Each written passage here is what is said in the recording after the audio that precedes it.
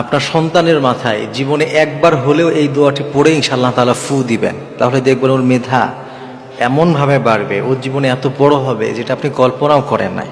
Life অন্তত একবার হলেও এটা আপনার করা উচিত, কারণ এই দোয়াটি নবী সাল্লাল্লাহু আলাইহি ওয়াসাল্লাম করেছিলেন এমন একজন সাহাবীর জন্য, যে ওই সাহাবী জগৎ বিখ্যাত সাহাবী হয়ে গিয়েছিলেন। এজন্য এই দোয়াটা অত্যন্ত পাওয়ারফুল একটা দোয়া। এই পৃথিবীতে আপনি যত বড় বড় আলেম দেখেছেন কিংবা যত বড় বড় মুহাক্কিক, মুফাসসির, মুহাদ্দিস দেখেছেন, সকলের জন্যই তাদের বাবা মা, তাদের উস্তাদরা এই দোয়াটা করতেন। অসাধারণ একটি দোয়া। এই দোয়াটা ইনশাআল্লাহ জীবনে একবার হলেও করা উচিত। একবার কেন, আপনার সুযোগ থাকলে আপনি প্রতিদিন করবেন, কারণ এই দোয়াটা এত অসাধারণ দোয়া। এই দোয়া করেছে আর সে ফল পায় না এমন হয় না। হাদিসের মধ্যে এসে বিশ্বনবী সাল্লাল্লাহু আলাইহি ওয়াসাল্লাম, হযরত আব্দুল্লাহ ইবনে আব্বাস রাদিয়াল্লাহু আনহুম, তিনি যখন শিশু ছিলেন, তিনি যখন ছোট ছিলেন, তিনি নবী সাল্লাল্লাহু আলাইহি ওয়াসাল্লামকে একবার একটা খেদমত করেছিলেন। আমার নবীজি তার উপরে এই পরিমাণ খুশি হলেন, এই পরিমাণ সন্তুষ্ট হয়ে গেলেন, নবীজি তাকে ফু দিলেন, তার মাথায় হাত রাখলেন। এরপরে এই অসাধারণ দোয়াটি পড়ার কারণে মুহাদ্দিসিনরা ব্যাখ্যা করেছেন, আল্লাহ তাআলা তার জেহেন জাকুয়াত এই পরিমাণ বাড়িয়ে দিয়েছিলেন। আল্লাহ তাআলা তাকে এমনভাবে বিশ্বনবীর এই দোয়ার কারণে কবুল করেছিলেন, তার মতো মুফাসসির এই পৃথিবীতে আজ পর্যন্ত তৈরি হয় না।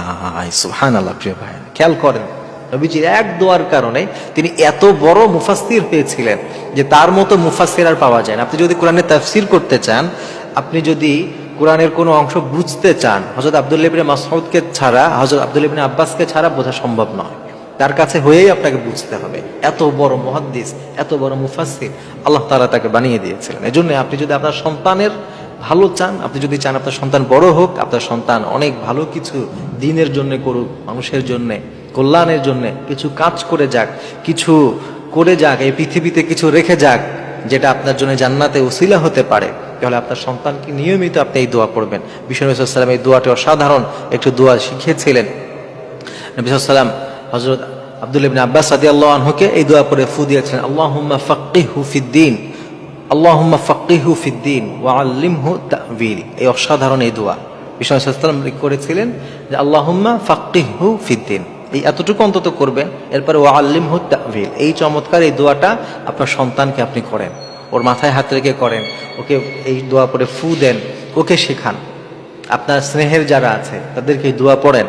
সবসময় এই দোয়াগুলো যদি সন্তানের জন্য পড়েন, কিংবা যাকে চান আপনি সে জেহেন জাকুয়াত ভালো হোক, তার মেধা শক্তি ভালো হোক, অনেক ভালো কিছু করুক, আপনি নিয়মিত তার জন্য এই দোয়া পড়বেন। নবী সাল্লাল্লাহু আলাইহি ওয়াসাল্লাম এই হাদিসের দিকে খেয়াল রেখে, আল্লাহ তাআলার উপর বিশ্বাস রেখে, তাহলে দেখবেন আপনার সন্তান ইনশাআল্লাহ তাআলা আপনার চক্ষু শীতলকারী সন্তান হবে।